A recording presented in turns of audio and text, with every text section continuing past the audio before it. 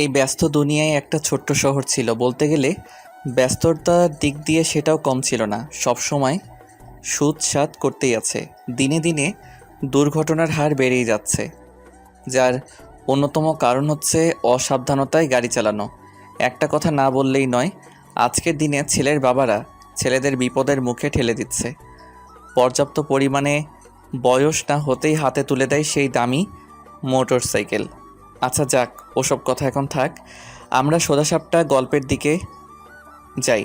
তো সেই ছোট্ট এক ব্যস্ত শহরে যে যার কাজ নিয়ে ব্যস্ত। কেউ রোজগারের উদ্দেশ্যে ব্যস্ত, কেউ আড্ডা দেওয়ার উদ্দেশ্যে ব্যস্ত, আর কেউ প্রেম করতে। এরই মধ্যে একজন ব্যস্ত ছিল পুরানো একটা ভ্যান গাড়ি, যাতে সুন্দর করে সাজানো আছে ফুচকার সব জিনিসপত্র। ফুচকার নাম শুনতেই প্রায় সবারই জিভে জল চলে আসে। আর সেটা যদি মেয়ে হয় তাহলে তো কথাই নাই। এর মধ্যেও তার কোনো ব্যতিক্রম হলো না। ফুচকার ভ্যান গাড়ি দেখে রাস্তার এক মেয়ের নজর পড়ে গেল, আর ধীরে ধীরে এদিকে আসতে লাগলো। আর হ্যাঁ, সেই ফুচকাওয়ালা ছেলেটার কেউ না, আমি নিজেই। আমার নাম নিলয়। আপাতত এইটুকুই যথেষ্ট। সকালে ঘুম থেকে উঠেই বিজনেস নিয়ে বেরিয়ে পড়েছি। রাস্তায় এত জ্যাম যে ঠিকমতো এগোতেও পারছি না। এক ধাপ সামনে গেলে দুই ধাপ পিছনে আসতে হচ্ছে। এমন পরিস্থিতিতে সবারই মাথা গরম হয়ে যায়। আমার তো একদম 100-এ 100। একটু পর সামনে ফাঁকা হলো। আমার সামনে করা গাড়িটা চলে গেল। সামনে ফাঁকা পেয়ে আমি কেবল টান দিব, তখনই হুট করে কে যেন আমার গাড়ির সামনে এসে দাঁড়িয়ে পড়ল। মেজাজটা একদম সেই লেভেলের হিট হলো। অনেকক্ষণ পর একটু ফাঁকা পেয়েছি। আবার তার মধ্যে এই দ্বিতীয় ঝামেলা কোত্থেকে সামনে এসে হাজির হলো। চোখ তুলে তাকাতেই দেখি একটা মেয়ে, হাতে কলেজের বই খাতা, কলমটা আঙুলের ফাঁকে। অটোমেটিক আমার মন শান্ত হলো। আমি কিছু বলতে যাওয়ার আগেই মেয়েটা আমায় বলল, ও ফুচকা, আমায় কয়টা দেন তো ফুচকা। এই যে ম্যাডাম, এখানে ফুচকা দেওয়া যাবে না। কেন দেওয়া যাবে না? হ্যাঁ, আপনি কি চোখে কম দেখেন? এই মাঝ রাস্তায় কি কেউ ফুচকা দেয়? ও সরি, ফুচকা আমার এত প্রিয় যে দেখলেই পাগল হয়ে যায়। তাই তো মরবেন। কিছু বললেন? আসলে মেম সাহেব, ডাক্তারেরা বলেন যে জিনিস বেশি খেতে মনে চাই সেটাই নাকি শরীরের পক্ষে খারাপ, তাই বলছি। বাহ, আপনি ডাক্তার নাকি? আরে না, কি যে বলেন না ম্যাডাম। যেভাবে বড় বড় নেকচার দিচ্ছেন তো, তাই বললাম আর কি।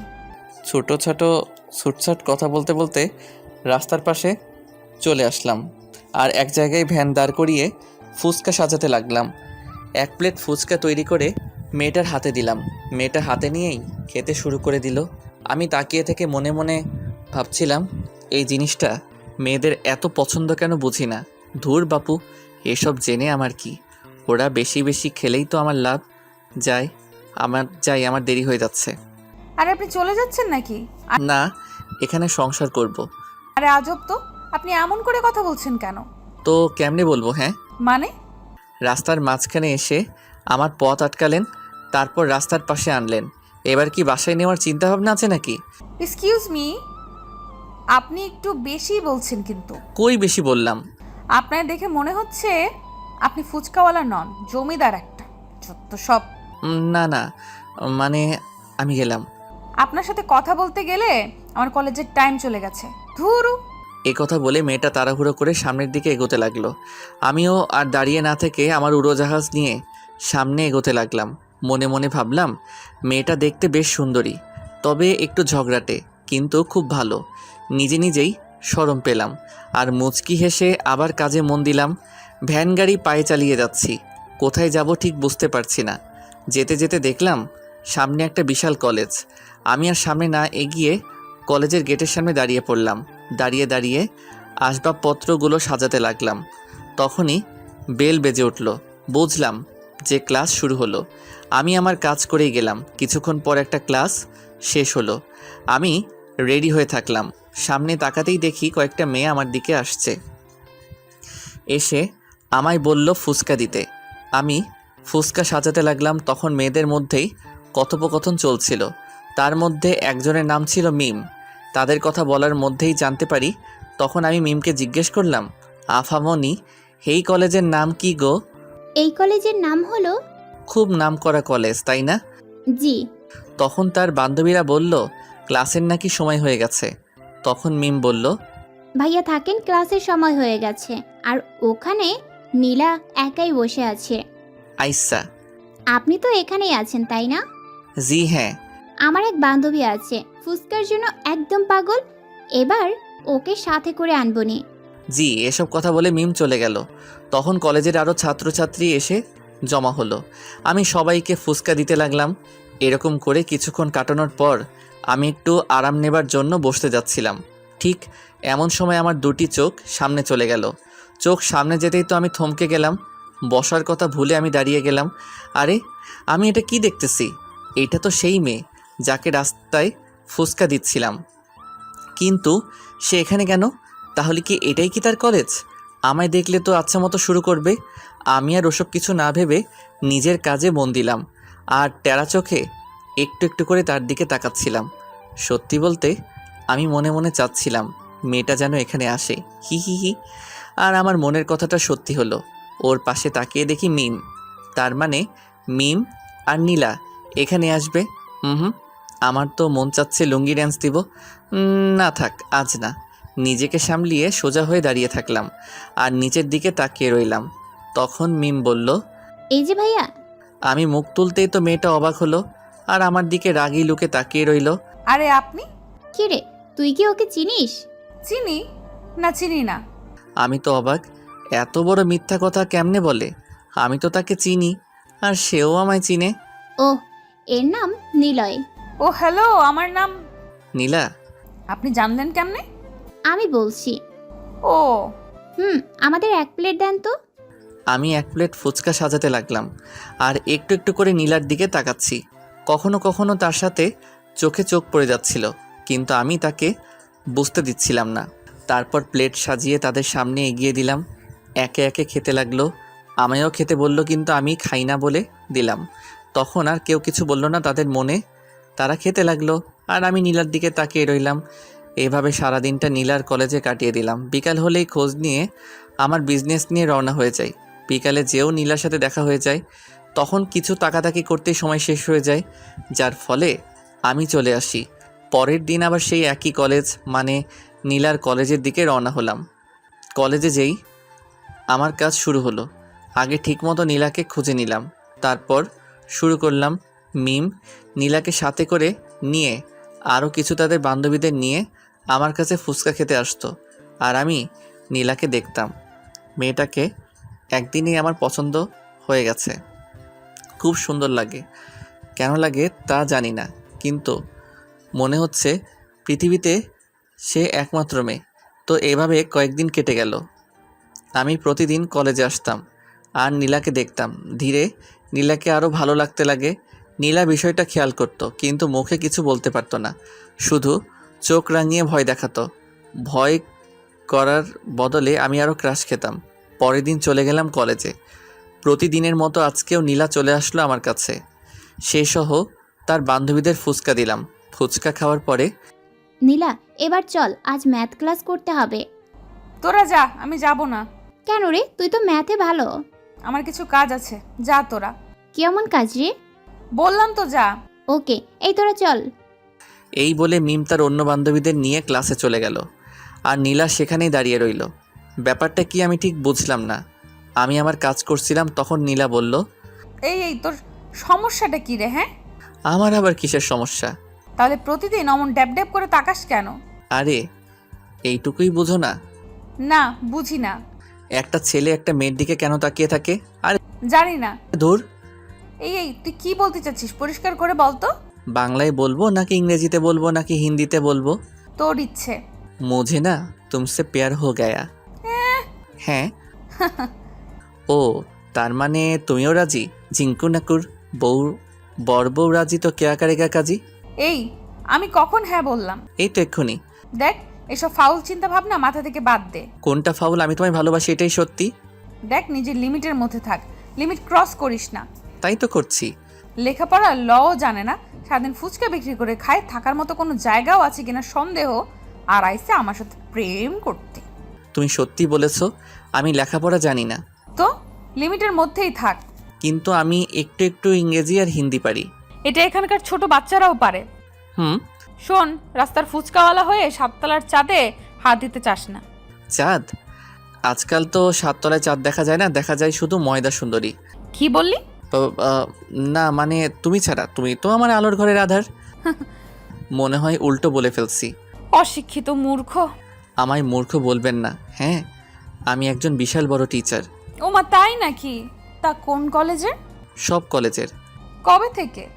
ছোটবেলা আমার মা বলতো আমি নাকি বড় হয়ে অনেক বড় টিচার হব, আর সেদিন থেকে আমি টিচার। আমি ভাবছিলাম তুই শুধু মূর্খ, কিন্তু এখন দেখছি তুই পাগলও বটে। হ্যাঁ তো, লায়লার জন্য মজনু পাগল, আর তোমার জন্য আমি পাগল। যত তাড়াতাড়ি পারিস পাবনার টিকিট কাটিস, নয়তো। পাবনার টিকিটের কথা বলতে পারবো না, কিন্তু তোমার বাড়ির টিকিট 100% কনফার্ম। এবার কিন্তু বেশি হচ্ছে। এখনো কিছুই করি নাই। তোর সাথে কথা বলাই আমার ভুল। সেই ভুলের মাসুল করো আই লাভ ইউ বলে। তোকে আমি কিস করতে মন চাইলে করতে পারো। বাদর, অশিক্ষিত মূর্খ। নীলা রাগে হাত পা ছোড়াছড়ি করতে লাগলো। কিছু করতে না পেরে উল্টো পথে রওনা হলো। আমি একটু মুচকি হেসে আবার নিজের কাজে মন দিলাম। তারপর থেকে কলেজ চলাকালীন আর নীলার সাথে দেখা হলো না। দুপুর হতেই আমি ওখান থেকে চলে আসলাম আর আমার প্রথম কাজ শেষ করলাম। এরপর বিকেলে বের হলাম নতুন কাজে, নতুন সাজে, একদম আলাদা হয়ে। কালো কালারের ড্রেস আর মুখে একটা কালো কালারের মাস্ক। চলে আসলাম একটা স্টেশনে, আর একটা দোকান থেকে গাড়ি ভাড়া হিসাবে নিলাম আর বেরিয়ে পড়লাম। গাড়ি নিয়ে সোজা চলে আসলাম রেল লাইনে, আর আমার প্রধান অতিথির জন্য অপেক্ষা করতে লাগলাম। অতিথির নাম হলো শফিক চৌধুরী, এলাকার বিশিষ্ট বিজনেসম্যানের তালিকায় থাকা একজন। টাকা পয়সার কোনো অভাব নেই তার, কিন্তু তবুও সে ট্রেনে করে যাতায়াত করে। কেন করে জানি না, গাড়ির সাথে হেলান দিয়ে দাঁড়িয়ে আছে। তখনই দেখলাম সামনে শফিক চৌধুরী ট্রেন থেকে নামতেছে। আমি চোখ থেকে চশমাটা খুলেই দৌড় দিলাম। আরে আরে স্যার, আপনি এসে গেছেন? আসতে কোনো অসুবিধা হয়নি তো? সব ঠিক আছে তো? হ্যাঁ, তা তো ঠিক আছে, কিন্তু তোমায় ঠিক চিনলাম না। স্যার, আপনার সিটটা কি এসিতে ছিল নাকি সাধারণে? এসিতে, কিন্তু আমি বলেছিলাম। ট্রেনওয়ালার কপাল খুব ভালো যে আপনার সিট এসিতে দিয়েছে, নয়তো তাকে খুন করতাম। কিন্তু তুমি। আরে স্যার, দাঁড়িয়ে থাকবেন না, এতে আপনার কষ্ট হবে। চলেন আমার ছোট্ট গাড়িটাই বসুন। বসবো তো, কিন্তু তুমি আমায় কোথায় নিয়ে যাবে? আরে স্যার, আমার প্রতি এত অবিশ্বাস? আপনার ঠিক গন্তব্যেই নিয়ে যাব আমি আপনারই লোক। ও আচ্ছা, চলো তাড়াতাড়ি বাসায় যেতে হবে। জি স্যার, একবার আপনি শুধু বসে দেখেন, হাওয়ার বেগে পৌঁছে দিব। আচ্ছা আচ্ছা, চলো। শফিক চৌধুরী আমার গাড়িতে উঠে আরামে বসে পড়লো। আমি গাড়িতে উঠে শফিকের মাথার উপর ফ্যান চালু করে দিলাম, সাথে হালকা এসি। এই নিয়ে বেশ আরামদায়ক যাত্রা হচ্ছিল। বেচারা শফিক অনেক ক্লান্ত ছিল, তাই সিটে হেলান দিয়ে ঘুমিয়ে গেল। আমি আমার মতো গাড়ি চালিয়ে গেলাম। কিছুক্ষণের মধ্যে আমার গন্তব্যে পৌঁছে গেলাম, আর শফিককে তার আসল জায়গায় পৌঁছে দিলাম। এরপর আমি আমার বাসায় চলে আসলাম। গাড়িটা গ্যারেজে রেখে হোস্টেলে চলে আসলাম। রাতের খাওয়া দাওয়া শেষ করে ঘুমিয়ে গেলাম। সকালে উঠে ফ্রেশ হয়ে নাস্তা করে ফুচকার গাড়িটা নিয়ে আবার রওনা হলাম, কলেজের দিকে রওনা হলাম। কলেজে এসে আবার আগের জায়গায় এসে বসলাম আর নীলা আসার জন্য অপেক্ষা করতে লাগলাম। একটু পর এদিক ওদিক তাকিয়ে তাকিয়ে দেখছি নীলা আসতেছে কিনা, কিন্তু অনেকক্ষণ হলো নীলা আসে না। এমনকি তার পেতনি বান্ধবীরাও আসে না। কি করব বুঝতে পারছি না। তখন একটা ছেলে এসে ফুচকা চাইলো। আমি বিরক্তিকর মুড নিয়ে ফুচকা দিচ্ছিলাম। এমন সময় পিছনে তাকিয়ে দেখি নীলা আর তার সব বান্ধবীরা আসতেছে। আমার মনের মধ্যে তো লাড্ডু ফুটতে লাগলো। মুচকি এসে নিজের কাজে মন দিলাম। নীলা আমার দিকে তাকানো তো দূরের কথা, আমার কাছ দিয়েও আসলো না। আমি মনে মনে বললাম, যতই তুমি পালিয়ে পালিয়ে থাকো না কেন, একদিন আমার কাছে ঠিকই আসতে হবে। এরপর আমি আর কিছু বললাম না। নীলা সোজা ক্লাসে চলে গেল। আমি মন খারাপ করে নিচের দিকে তাকালাম। কিছুক্ষণ পর নীলা ক্লাস শেষ করে বেরিয়ে আসলো, আর তাকে দেখার সাথে সাথে তো আমার মন খুশি হয়ে গেল। কিন্তু নীলা আমার দিকে না এসে পাশ কাটিয়ে চলে যাচ্ছিল। তখন আমার মাথায় একটা বদ বুদ্ধি বেরিয়ে এলো। ব্যাস, ভাবতে দেরি করতে দেরি নট। আজকের টক কিন্তু সেই হইছে, তাই না? আমার সামনে কয়েকটা মেয়ে ফুচকা খাচ্ছিল। আমার কথা শুনে তারা মাথা তুলে মুখে হ্যাঁ জবাব দিল। ব্যাস, আমার কাজ হয়ে গেল। এবার মিমের কাজ। নীলা, না মিম, আজ ওদিকে যাবি না। শোন না, আজকে টক নাকি হেভি হয়েছে, চল না। মিম, এসব ওই বাদরটার চালাকি। তুই থাক, আমি গেলাম। আরে আরে শোন, আচ্ছা চল, আমিও যাব। একটু একটু করে নীলা আর মিমের কথোপকথন শুনতে পাচ্ছিলাম, আর মুচকি মুচকি হাসছিলাম। এরপর দেখলাম মিম আর নীলা এদিকেই আসছে। ভাইয়া কি অবস্থা? আমার অবস্থা সবসময় ঝাক্কাস। তা তোমার এই বান্ধবীর কি অবস্থা? কার? এর অবস্থার কথা আর বললেন না। কি বলো? আমার ম্যাডামের কি হলো? মনে হয় কেউ স্যাকা দিচ্ছে। মিম, তুই চুপ করবি? তা ম্যাডাম, আজকে উল্টা পথে হাঁটছিলেন কেন? আপনাকে বলতে হবে নাকি? কিরে নীলা, কালকে তো নিলয় ভাইয়ার সাথে খুব সুন্দর কথা বলছিলি, কিন্তু আজ আবার কি হলো? কারণ আছে তাই। কি কারণ? আরে মিম, তোমার বান্ধবীকে কালকে প্রপোজ করছি, তাই এখনো টেনশনে আছে। ও মা, তাই নাকি? নীলা ট্রিট দে। ওই মিম, চুপ করবি? আর এই শোনেন, আপনি আপনার রাস্তায় থাকবেন আর আমি আমার রাস্তায়। তা তো হবে না। আমি এখন তোমায় ভালোবাসি, তোমায় ছাড়া বাঁচবো না। চুপ। আর একবার এসব কথা বলবেন না। একবার কেন, 1000বার বলবো। I love you. ইডিয়েট। মিম চল। আরে নীলা, ভাইয়ার প্রপোজাল অ্যাকসেপ্ট কর। তুই যাবি? ও হ্যালো ম্যাডাম, তুমি আমার থেকে যতই দূরে থাকো না কেন, একদিন না একদিন ঠিকই আমায় ভালোবাসবেন। এই ফকিরের বাচ্চা ফকির, রাস্তায় রাস্তায় ফুচকা বিক্রি করিস, ফুটপাতের পারে থাকিস, আর আমার সাথে প্রেম করার স্বপ্ন দেখিস? তুমি কি জানো না মনু, ভালোবাসতে মন লাগে, ধন নয়। চুপ কর ফকির। তোদের মতো ফকিরের মুখে এসব মানায় না। কি ভেবেছিস বড়লোকের মেয়েকে বিয়ে করে একদিনে বড়লোক হবি? নো নো, আমি তো শুধু তোমায় পেতে চাই। আর একবার যদি বলেছিস তাহলে। নীলা আমায় থাপ্পড় মেরে আমার দিকে আঙুল তুলে কথাগুলো বলল। কলেজের সবাই আমাদের দিকে তাকিয়ে আছে। আমি মাথা নিচু করে নিলাম। নীলা ইচ্ছে মতো অনেক কিছু বলতে লাগলো। কিছু কিছু কথা আমার কলিজায় আঘাত করতে লাগলো। তবুও আমি কিছু না বলে পাথরের মতো দাঁড়িয়ে রইলাম। চোখ থেকে এক ফোঁটা পানি মাটিতে গড়িয়ে পড়ল। কি করব বুঝতে পারছি না, মাথা তুলে দাঁড়াতেও পারছি না। কোনো উপায় না পেয়ে ভ্যানটা নিয়ে ওখান থেকে চলে আসলাম। ভ্যান এনে ভ্যানের জায়গায় রাখলাম। এরপর প্রথম চ্যাপ্টার বাদ দিয়ে দ্বিতীয় চ্যাপ্টারে প্রবেশ করলাম। এমনিতেও বেলা গড়িয়ে দুপুর হয়ে গেছে, তাই সোজা সাপটা গোসল করার জন্য বেরিয়ে পড়লাম। নলকূপে যেয়ে পানি তুলে গোসল করলাম। এরপর প্যান্ট শার্ট পরে গ্যারেজে আসলাম। এসে পাশের হোটেলে দুপুরের খাবার খেয়ে নিলাম। এরপর নতুন এক গাড়ি নিয়ে বেরিয়ে পড়লাম। কিছু দূর আসতেই মুখে সেই ব্ল্যাক কালারের মাস্ক পরে নিলাম আর চোখে সানগ্লাস। তারপর সোজা আমার গন্তব্যে আসলাম। এক বিশাল কোম্পানির সামনে এসে গাড়ি ব্রেক করলাম আর গাড়ি থেকে নেমে সোজা ভিতরে আসতে লাগলাম। গার্ড এসে আমায় সার্চ করলো, এরপর ভিতরে পাঠিয়ে দিল। অবশ্য জিজ্ঞেস করছিল আমি কে। তখন আমি বলছি তোমার বসের ড্রাইভার। এরপরে আর আমায় আটকালো না। আমি বিনা বাধায় ভিতরে চলে আসলাম আর সোজা এমডির রুমে নক দিলাম। আসসালামু আলাইকুম সাহেব। ওয়ালাইকুম আসসালাম। কে আপনি? আগে আপনি কি আসলাম? তওবা তওবা, গুরুজনের নাম মুখে নিতে নেই। আরে সমস্যা নেই, আমি আসলাম। অনেক নাম শুনেছি আপনার। আপনি নিজের শরীর খাটিয়ে এত বড় হয়েছেন, আপনাকে দেখে আমার অনেক গর্ব হয়। অবশ্যই, আমার কর্মের ফল এসব। আপনি তো মহান সাহেব, একজন চাকর হয়ে আজ এত বড় কোম্পানির মালিক। কি কি কি কি বলছিস তুই?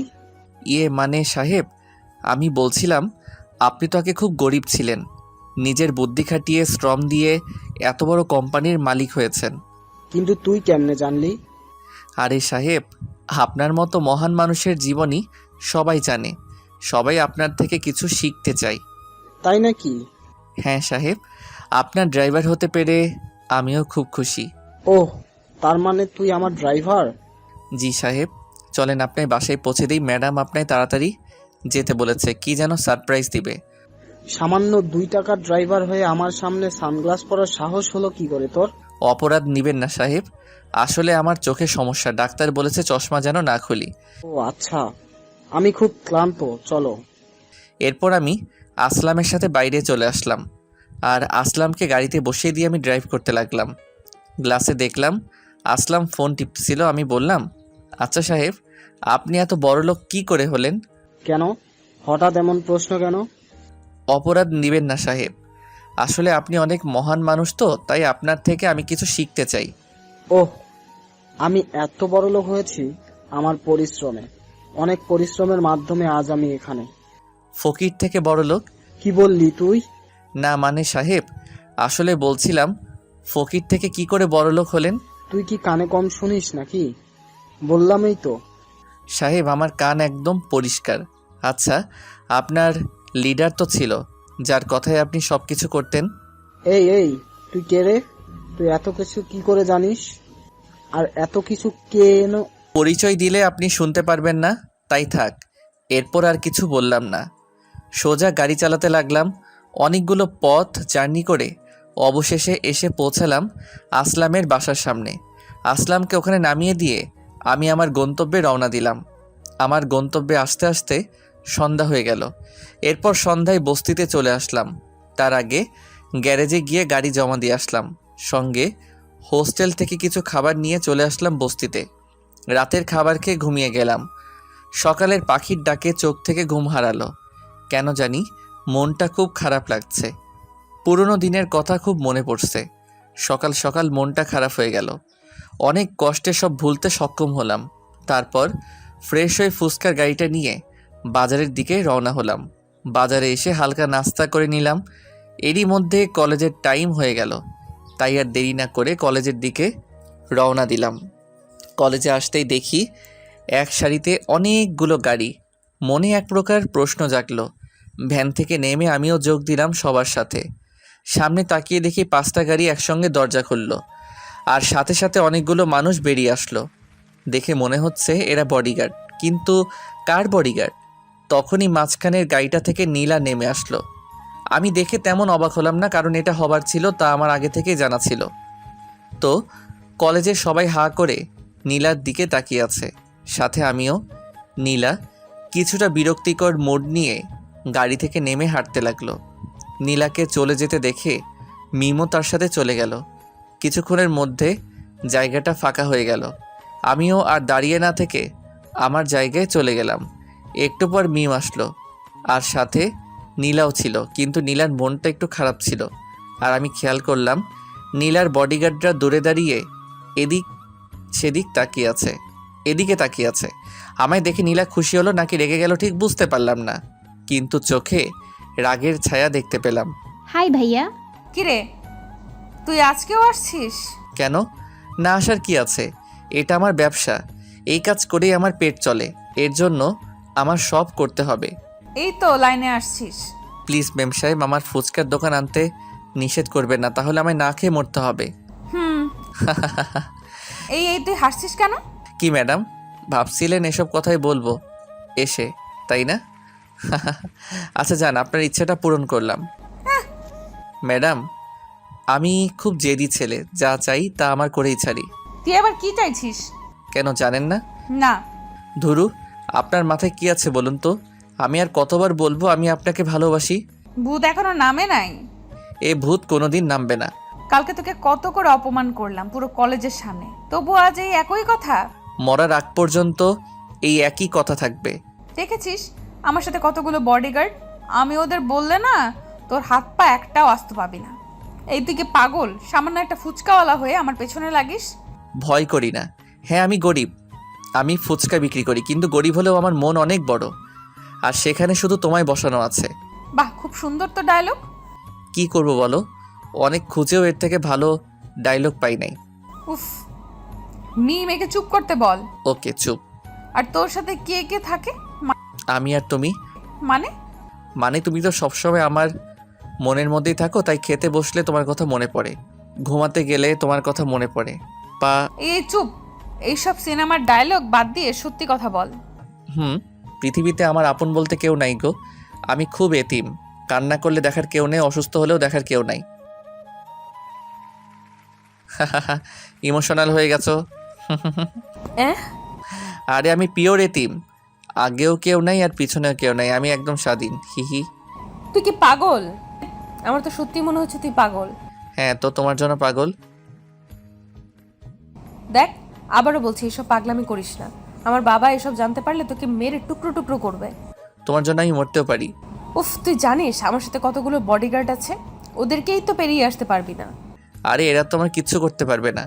এতই যখন শখ, তাহলে আর একটা ক্লাস পরে সবার সামনে আমায় ফুল দিয়ে দেখা। এটা আবার কোনো ব্যাপার হলো নাকি?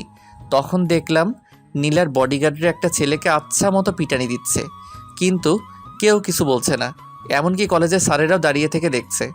ওরা যাকে মারছে সে কাল বিকেলে আমায় প্রপোজ করেছিল। কালকে ওরা আসার আগেই ছেলেটা চলে আসে, তাই আজ ও এর পরেও কি আমায় ভালোবাসবে? আবার জিগায়। ম্যাডাম, একটা কথা মনে রাখবেন, ভালোবাসাটা যদি মন থেকে হয় না, তাহলে পৃথিবীর কোনো শক্তি সেটাকে ভাঙতে পারে না। তাই হুম, কি বলছি মনে থাকে জানো? চল মিম, তোমার জন্য জীবনও দিতে পারি, মার খাওয়া তো দূরের কথা। ডায়লগ কম মার। হি হি। চল মিম। এ কথা বলে মিম আর নীলা চলে গেল। আমি ওদের যাওয়ার দিকে তাকিয়ে রইলাম। এদিকে মিম আর নীলা ক্লাসরুমের দিকে আসতে আসতে হঠাৎ মিম বলল, নীলা, এটা কি করলি? কই কি করলাম? ছেলেটা তোকে এত ভালোবাসে আর ওকে বিপদে ফেললি? আমার বাবাকে তো চিনিস, ঘাট থেকে মাথা আলাদা করে দিবে। তার থেকে বরং বডিগার্ডের হাতে মার খেয়ে যদি ওর পাগলামিটা ছোটে। তুই কি ভেবেছিস ওরা নিলয়কে কি বাঁচিয়ে রাখবে? মেরে ফেলবে। জানি, কারণ আমার পেছনে যতই ছেলে এসেছে তারা সবাই মরছে, এটাও মরবেই। তুই মানুষ নাকি অন্য কিছু? কেন? ছেলেটা তোকে পাগলের মতো ভালোবাসে আর তুই তাকে মৃত্যুর মুখে ঠেলে দিচ্ছিস। ওকে অনেক বুঝিয়েছি, না বুঝলে আমি কি করব? আর তোর কেন এত দরদ হচ্ছে?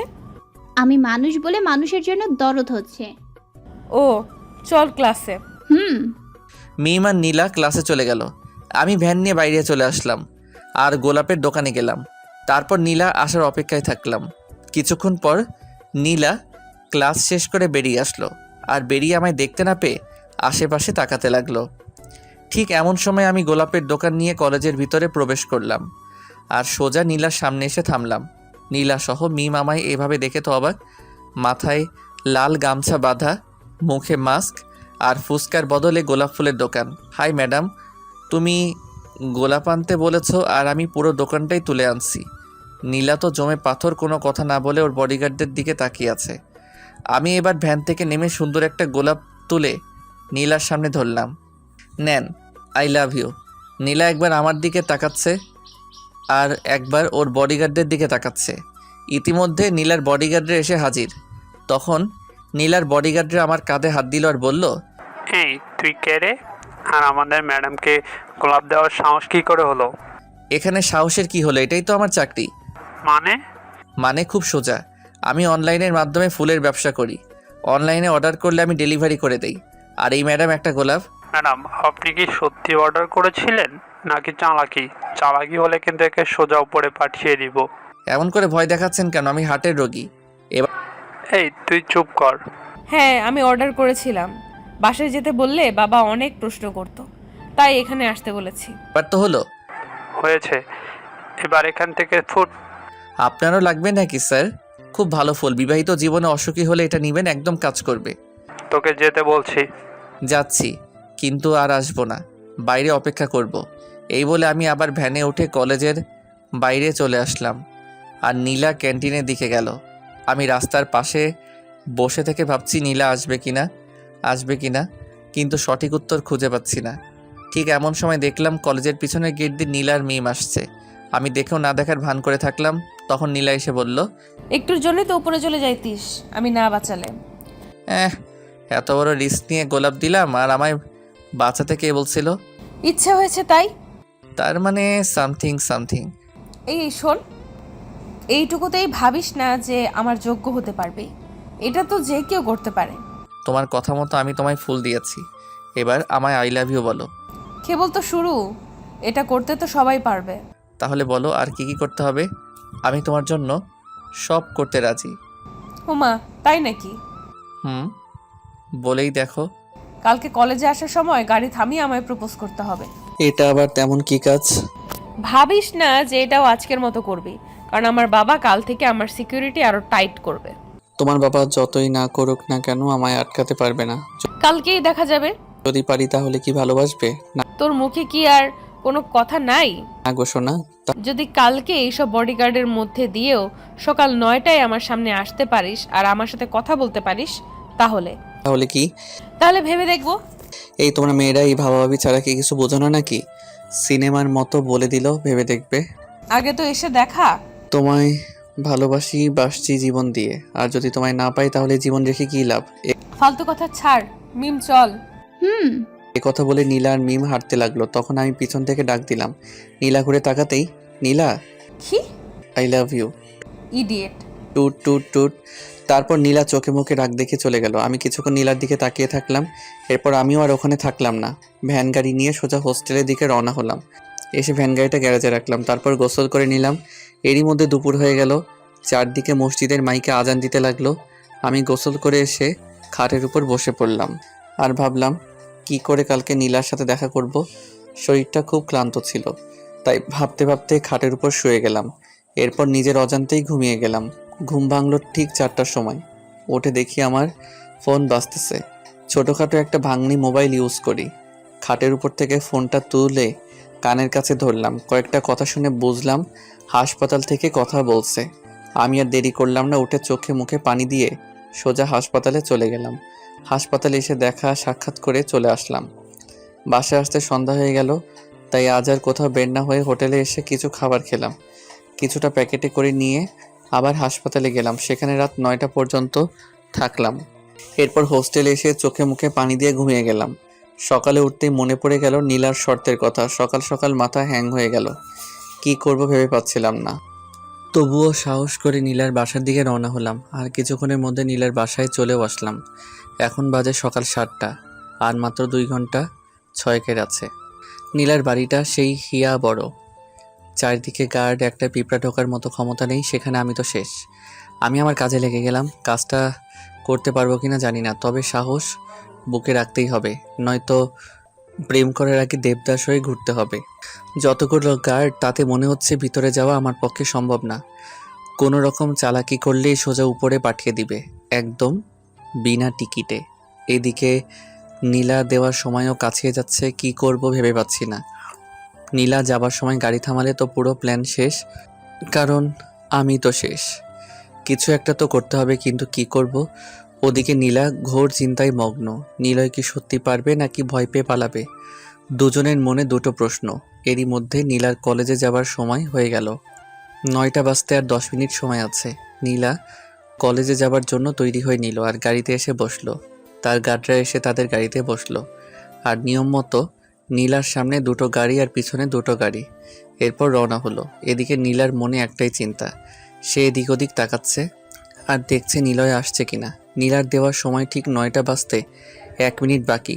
গাড়ি তার গতিতে চলছে। টিকটিক করে 1 মিনিট পুরা হয়ে গেল আর 9টা বেজে গেল। 9টা বাজার সঙ্গে সঙ্গে গাড়ি থেমে গেল। গাড়ি থামা দেখে নীলা সামনে তাকালো, কিন্তু সামনে কেউ নাই। কিন্তু গাড়ি থামলো কেন? I love you madam. আমার কথা শুনে তো নীলা চমকে গেল। আশেপাশে তাকিয়েও আমায় পেল না। আরে ম্যাডাম, তোমার পাশে, একদম পাশে। নীলা তাকিয়ে দেখে আমি ড্রাইভারের জায়গায় বসে আছি আর মাথার টুপিটা খুলে হাতে, মুখে কালো মাস্ক, সেটাও খুললাম। আরে তুই চমকে গেছেন তো? তুই এখানে কেন? ও মা, কালকের শর্তের কথা কি মনে নাই তোমার? কিন্তু তুই এখানে কেমনে? আর ড্রাইভার কবে হলি? সব বলবো। গাড়িটা স্টার্ট দিয়ে আমি গাড়ি স্টার্ট দিয়ে সামনে যেতে লাগলাম আর নীলাকে বললাম, বলেছিলাম না তোমার জন্য আমি সব করতে পারি? বাজে কথা বাদ দে। আর বলবো কেমনে করলি তুই এটা? আগে ওটা বলো। কোনটা? আমি যেটা বলছি ওটা। তোকে যা বলতে বলছি তার উত্তর দে। ওকে, কালকে রাতে আমি হাসপাতালে ছিলাম আর তখন এক লোক সেখানে গেল। আমি দাঁড়িয়েছিলাম, দেখলাম সেই লোকটা খুব কান্নাকাটি করছিল। তখন আমি ওর পিছনে পিছনে গেলাম আর দেখলাম একটা ছোট্ট মেয়ের পাশে বসে কাঁদছিল। আমি যে জিজ্ঞেস করি কেন কান্না করছে। তারপর সে বলল তার মেয়ের নাকি ব্লাড ক্যান্সার, অনেক রক্ত লাগবে। সে যেখানে চাকরি করে সেখান থেকে টাকা চেয়েও নাকি তাকে দেয় নাই। এখন রক্ত না হলে তার মেয়েটা মারা যাবে। তারপর আমি জিজ্ঞেস করলাম সে কোথায় চাকরি করে। তখন উত্তর দিল সে তোমার ড্রাইভার, আর তোমার বাবা নাকি তাকে টাকা দিতে চায়নি। তুমি বলো, এমন পরিস্থিতিতে যদি তাকে টাকা দিত তাহলে কি তোমার বাবা ফকির হয়ে যেত? না। এরপর আমি তাকে জিজ্ঞেস করি তার মেয়ের ব্লাড গ্রুপ কি। তখন বলে ও পজিটিভ, যে আমার সাথে মিলছিল, তাই আমি তার মেয়েকে রক্ত দিয়ে সাহায্য করি। এর জন্য তার চাকরি তোকে দিয়ে দিল? না, সে কান্না করতে করতে বলল তার স্ত্রী মারা গেছে কয়েক মাস হলো। এখন মেয়েটার যত্ন নেওয়ার মতো কেউ নাই, সেও নাকি সারাদিন তোমাদের বাসায় কাটায়। করিম চাচা।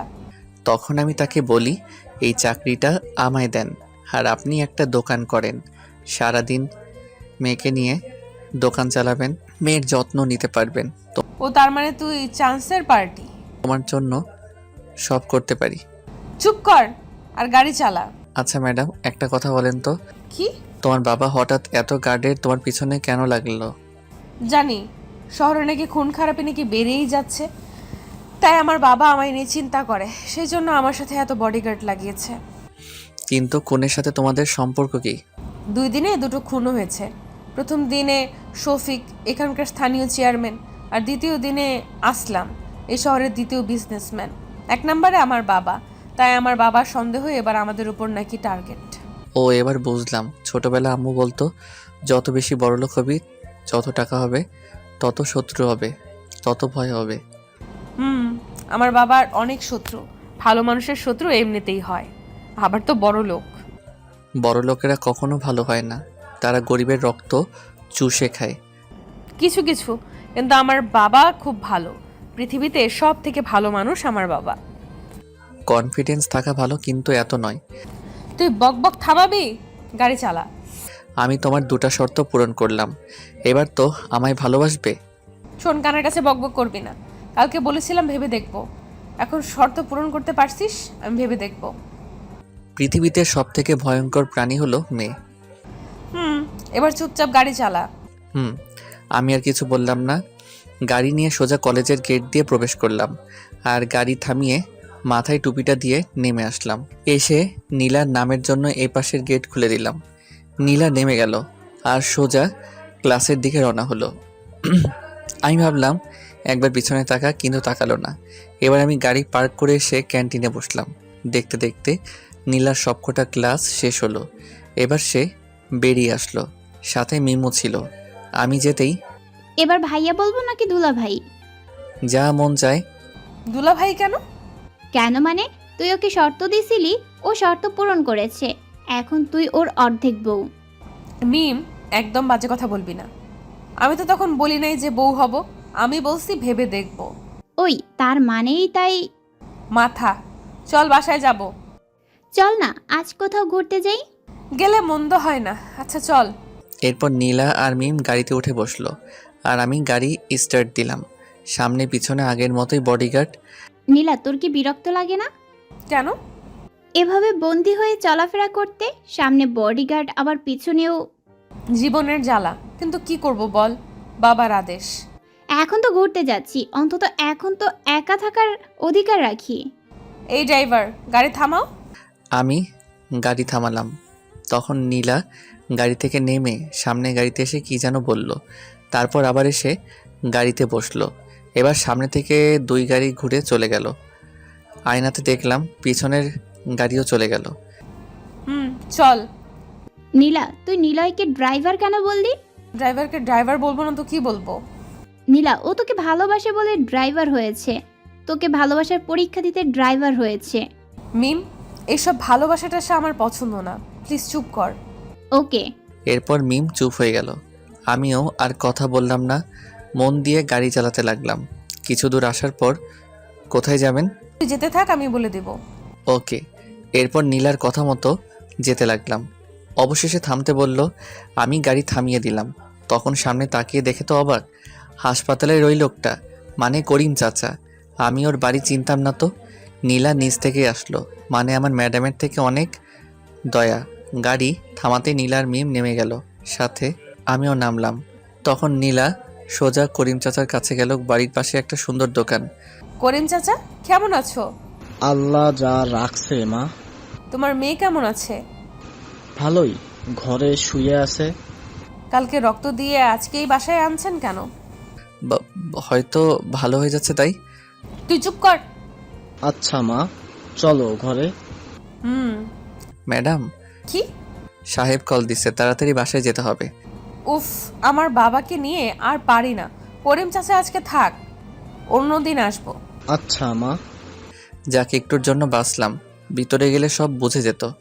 যাই হোক, এখন নীলাকে নিয়ে তাড়াতাড়ি এখান থেকে যেতে হবে। তাই আর দেরি না করে নীলা আর মিমকে নিয়ে রওনা হলাম। মিমের বাসার কাছে আসতেই মিম থামতে বলল। আমি গাড়ি থামালে মিম নীলাকে বিদায় জানিয়ে চলে গেল। এরপর নীলাকে নিয়ে আমি আবার রওনা হলাম। কিছুক্ষণের মধ্যে নীলার বাসায় এসে হাজির হলাম।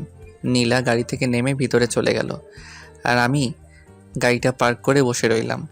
কিছুক্ষণ বসে থাকার পর দেখলাম নীলা আবার বাইরে আসলো আর বলল, নীলা শোনো, হ্যাঁ ম্যাডাম। বাবা তোমায় ডাকছে। ও, যাচ্ছি। হ্যাঁ, আর ভুল করেও বলবা না যে আগে আমাদের দেখা হয়েছে আর আমার জন্য এখানে আসছো, তাহলে কিন্তু তোমার জীবন নিয়ে টানাটানি হবে। হলে হোক, যার জন্য এত কিছু করছি সেই তো বুঝে না, তাহলে জীবন রেখে কী লাভ? শোন, তোর যা ইচ্ছে বল, আমার সাবধান করার ছিল করে দিছি, এখন তুই মর বাঁচ, তোর ইচ্ছা, যত সব। এক নিঃশ্বাসে নীলা কথাগুলো বলে ভিতরে চলে গেল, আর আমিও পিছনে পিছনে ভিতরে গেলাম। তখন নীলার বাবা আমায় ডাকলো। ভিতরে এসে দেখি বাড়িটা সেই বাইরে থেকে যতটা সুন্দর লাগছে ভিতর থেকে দ্বিগুণ সুন্দর। আমি এদিক ওদিক তাকাচ্ছি আর যাচ্ছি। সামনে নীলার বাবা দাঁড়িয়ে আছে, মানে এই শহরের বিশিষ্ট বিজনেসম্যান মামুন চৌধুরী দাঁড়িয়ে আছে। আমি সামনে যে সালাম দিলাম, আমার সালামের জবাব দিল আর আমায় বসতে বলল। আমি না বসে দাঁড়িয়েই থাকলাম। তখন মামুন চৌধুরী আর কিছু না বলে সে বসে গেল। কে তুমি? আসলে সাহেব, আমি হচ্ছি করিমের ছেলে। করিমের ছেলে? জি সাহেব। কিন্তু আমার জানা মতে তো করিমের কোনো ছেলেই নাই। আসলে আমি ওনার ভাইয়ের ছেলে, চাচার তো ছেলে নাই, তাই আমায়। ও, তোমার ছেলে মানে? জি। কিন্তু আমরা তো এভাবে চাকরি দেই না, পরীক্ষা নেই, চেক আপ করি, ভালো মন্দ জেনে তারপর চাকরিতে দেই। আসলে আমার চাচু। হ্যাঁ, তোমার চাচু আমার এখানে অনেক বছর ধরেই কাজ করেছে, তার বিশ্বাসে দিতে পারি। নিজের মৃত্যু ঘরে ডাকলি? না কি বলছো? সাহেব, অনেক অনেক শুক্রিয়া। দেখো, আমার শত্রু অনেক, তাই তোমায় সাবধানের সাথে কাজ করতে হবে। ওকে সাহেব, আপনি কোনো চিন্তা করবেন না। হুম। নীলার বাবা তথা মামুন চৌধুরীর সাথে কিছুক্ষণ কথা বললাম। এরপর দুপুর পেরিয়ে বিকেল হয়ে আসলো। নীলার কথায় খাওয়া দাওয়া ওখানেই করলাম। এরপর বের হলাম নীলাকে নিয়ে। ও নাকি ঘুরতে যাবে, তাই আমি ওকে নিয়ে রওনা হই। আর নীলাকে আর তার বান্ধবীদেরকে পার্কে নামিয়ে দিয়ে বললাম, ম্যাডাম, আপনাদের ঘোরা হয়ে গেলে আমায় ফোন করবেন। এই শোন, আমার বাবা মা আমার একটা সুন্দর নাম রাখছে, আর তাতেই সবাই ডাকে, তুইও ডাকবি। আচ্ছা। হাসছিস কেন? পরে আপনাকে একা বলবো নি। না, সবার সামনে বল। আজকে নাম ধরে ডাকতে বলছেন, কালকে কাছে আসতে বলবে, তারপর বিয়ে করতে বলবেন। তুই সব সময় একটু বেশিই বুঝিস, যা সর। ওকে। আমি আর কিছু না বলে মুচকি হাসি দিয়ে চলে আসলাম। কিছু দূর আসার পর আবার নীলার দিকে ঘুরে তাকালাম। প্রতিদিনের মতো আজ হলো না। নীলা আমায় কিছু বলা বাদ দিয়ে সেও তাকিয়ে আছে। ভাবলাম মামলা সেট, তাই গাড়িতে উঠে চলে গেলাম। আর আমার চলে যাওয়ার পর নীলা আর তার বান্ধবীরাও পার্কের দিকে চলে গেল। আমি সোজা চলে আসলাম কফি শপে, আর সেখানে কিছু সময় কাটালাম। তারপর সন্ধ্যা হওয়ার আগ দিয়ে আমার কাজ শেষ করে আবার পার্কের দিকে চলে আসলাম। এসে গাড়ি পার্ক করে পার্কের দিকে রওনা হলাম। পার্কে আসতে দেখি অনেক ছেলেমেয়ের আনাগোনা, সবাই প্রেম করে নিয়ে ব্যস্ত। এটা দেখে আমার মাথায় একটা দুষ্টুমি বুদ্ধি চলে আসলো। ব্যাস, যেই ভাবা সেই কাজ। সোজা চলে গেলাম নীলার কাছে, আর পিছন থেকে নীলার হাত ধরে টান দিলাম। নীলা হঠাৎ চমকে গেল আর নিজেকে সামলাতে না পেরে আমার কাজ সহজ করে দিল। নীলার এক হাত ধরে তাকে গড়িয়ে হাত ধরে আমি তার সামনে বসে গেলাম, একদম সিনেমা স্টাইলে। নীলা তো জমে পাথর। আমার এমন কাজ দেখে নীলা সহ তার বান্ধবীরাও অবাক হয়ে গেল। আমি মুচকি হাসলাম। হঠাৎই নীলা ঠাস করে আমার গালে তার নরম হাতটা ফেলে দিল। আমি কি সুন্দর রোমান্টিক মুড নিয়েছিলাম, কিন্তু থাপ্পড় খাওয়ার পর একদম ভিজে বিড়াল হয়ে গেলাম। আবার সুনামি ঘটার আগে ওখান থেকে কেটে পড়লাম আর সোজা এসে গাড়িতে বসলাম। আর ভাবতে লাগলাম কাজটা মনে হয় খারাপ হয়ে গেল। নীলা আর তার বান্ধবীরাও গাড়িতে এসে বসলো। এবার আমি গাড়ি স্টার্ট দিলাম আর বাসার দিকে যেতে লাগলাম। তখনই নীলা ভেজা কণ্ঠে বলল, প্রাইভেটে যেতে হবে। নীলার কথা শুনে একটু অবাক হলাম। আজকে তো প্রাইভেট ছুটি, আর তাই তো সে পার্কে ঘুরতে আসছিল। আবার কেন প্রাইভেটে? আমি সাহস করে আর কিছু জিজ্ঞেস করলাম না, সোজা তাকে প্রাইভেটে নিয়ে আসলাম। সঙ্গে মিমেরাও ছিল। আমি গাড়ি থামাতে নীলা আর মিমেরা নেমে ভিতরে চলে গেল। আমি বাইরে দাঁড়িয়ে রইলাম। তখন মিম ভিতরে না গিয়ে আমার কাছে আসলো। খুব কষ্ট পাইছো তাই না ভাইয়া? আরে কিসের কষ্ট, বাদ দাও তো। নীলা আসলে এমনই, এসব ভালোবাসা ও পছন্দ করে না।